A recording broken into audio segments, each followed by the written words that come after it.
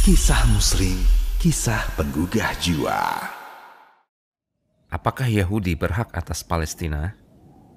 Masuknya Yahudi ke wilayah Timur Tengah selain dilatar belakangi faktor teknis, yakni kekalahan Turki Utsmani di Perang Dunia Pertama atas Inggris dan sekutunya, juga didorong oleh faktor ideologi, yakni keinginan Yahudi mendirikan negara Yahudi, homeland, yang menerapkan hukum-hukum Taurat versi Yahudi.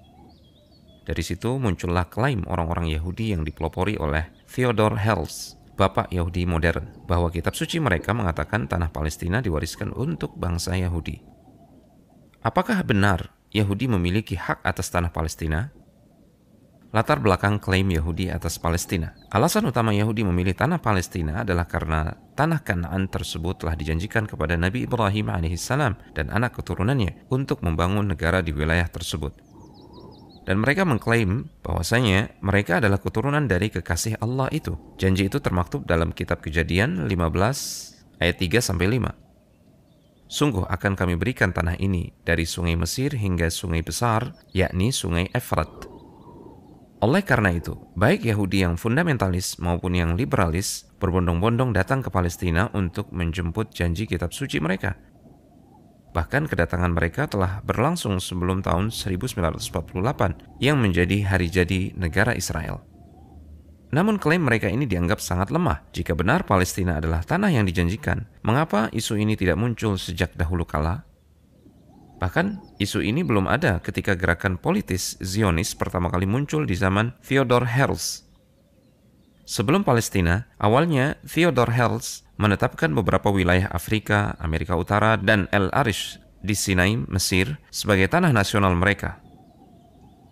Saat itu nama Palestina memang sudah sering disebut, namun belum muncul pemikiran tanah yang dijanjikan kecuali setelah beberapa lama waktu berselang. Herzl juga pernah mengusahakan tempat bagi orang-orang Yahudi di Mozambik dan Kongo.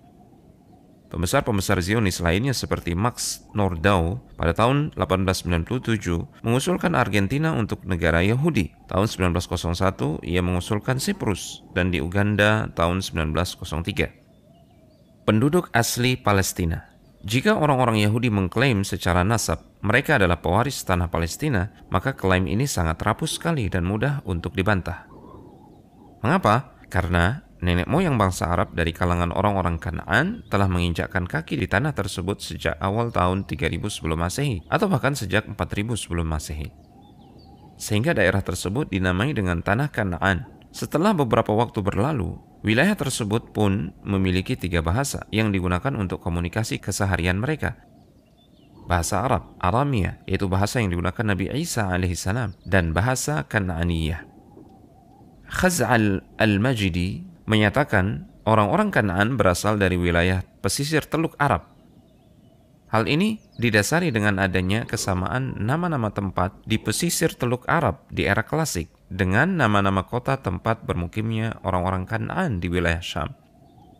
Setelah itu, orang-orang Kanaan di Syam berkomunikasi dengan menggunakan bahasa Semit, mirip dengan bahasa orang-orang Kanaan Ameria yang berasal dari Jazirah Arab. Orang-orang Kanaan ini dikenal dengan istilah Arab Ba'idah, bangsa Arab yang telah punah. Adapun Nabi Ibrahim alaihissalam hijrah dari Aur di Irak menuju Palestina pada pertengahan atau akhir tahun 3000 sebelum Masehi. Dan ada pula yang mengatakan 1500 tahun setelah kedatangan orang-orang Kanaan. Di tempat itulah istri beliau mengandung dan melahirkan Nabi Ishak, ayah dari Nabi Yakub, yang kemudian Nabi Yakub dinamai pula dengan Israel, Abdullah. Dengan demikian, orang-orang Arab telah lebih dulu tinggal di wilayah Palestina dibandingkan dengan nenek moyang bangsa Israel. Benarkah Yahudi berhak atas Palestina? Dari sisi manapun, sangat sulit mengatakan bahwasanya orang-orang Yahudi memiliki hak atas tanah Palestina. Klaim ini hanya timbul karena Yahudi memiliki lobi yang lebih kuat di dunia internasional. Lebih dari itu, sangat sulit mengatakan bahwasanya mereka berhak atas Palestina ditinjau dari sisi manapun, sisi historis, nasab, dan agama. Pertama, dari sisi historis. Orang-orang Yahudi selalu beralasan mereka mewarisi tanah nenek moyang mereka di Palestina. Padahal nenek moyang bangsa Arab lah yang pertama kali menginjakkan kaki di Palestina, sebagaimana telah dijelaskan di atas. Orang-orang Kan'an berkuasa dan memimpin wilayah Palestina selama beberapa lama, dan wilayah tersebut mereka namai dengan Tanah Kan'an. Adapun Nabi Ibrahim, jika benar nasab mereka bersambung dengan Nabi Ibrahim alaihissalam, tidak memiliki kekuasaan di Tanah Palestina. Beliau tinggal di wilayah tersebut tidak lebih dari 100 tahun. Jumlah keturunan beliau dalam rentang masa tinggalnya beliau hingga masa Nabi Yakub tidaklah banyak, tidak lebih dari 70 orang. Dan selama masa itu pula, 230 tahun, keturunan beliau tidak memiliki kekuasaan di Palestina. Setelah itu mereka pindah ke Mesir, karena Nabi Yusuf alaihissalam menjadi penguasa di daerah tersebut. Kedua, dari sisi nasab, orang-orang Yahudi saat ini mengklaim bahwa mereka adalah keturunan Nabi Ibrahim dari jalur Nabi Ishak. Padahal orang-orang Arab Musta'rabah juga merupakan keturunan dari Nabi Ibrahim, bahkan anak pertama Nabi Ibrahim, yakni Nabi Ismail. Selain itu, orang-orang Yahudi tidak dikenal memiliki tradisi yang kuat dalam penjagaan nasab. Adapun umat Islam dan orang-orang Arab memiliki tradisi kuat dalam hal ini. Islam menjadikan penjagaan nasab atau keturunan sebagai salah satu di antara 5 hal yang wajib dijaga dalam Islam. Karena itu, Islam melarang keras perzinahan, dan orang-orang Arab dikenal memiliki tradisi yang kuat dalam menjaga nasab mereka. Upaya yang kuat dalam menjaga nasab mereka dianalogikan dengan syajaratun nasab, yaitu pohon nasab. Kurang kuatnya tradisi Yahudi dalam menjaga nasab diperparah dengan adanya pemahaman matrilineal, yaitu mengambil nasab dari jalur ibu yang berkembang di antara mereka. Pada abad kedua, rabi-rabi Yahudi mengubah tradisi patrilineal menjadi matrilineal. Mereka mengatakan inilah yang diajarkan Talmud. Keyakinan ini terus berkembang di kalangan Yahudi Ortodoks. Adapun orang-orang Yahudi Amerika tidak begitu mempersoalkan masalah ini. Menurut mereka, jika salah satu dari orang tua, ayah atau ibu, seorang Yahudi, dan sang anak tumbuh sebagai seorang Yahudi, maka ia Yahudi. Dengan demikian, semakin ranculah nasab orang-orang Yahudi. Ketiga, dari sisi agama. Agama yang dibawa oleh para nabi dan rasul adalah agama tauhid, mengesahkan Allah dan tidak menyekutukannya dengan sesuatu apapun. Inilah agama Islam. Tidak ada seorang pun nabi maupun rasul yang membawa ajaran selain dari ajaran tauhid ini.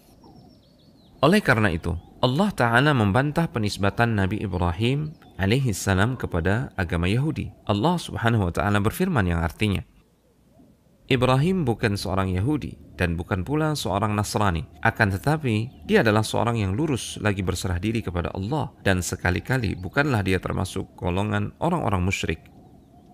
Kemudian, agama para nabi dan rasul, agama Islam, tidak memandang nasab hanya berdasarkan garis keturunan, tapi juga menyertakan keimanan, sebagaimana kisah Nabi Nuh.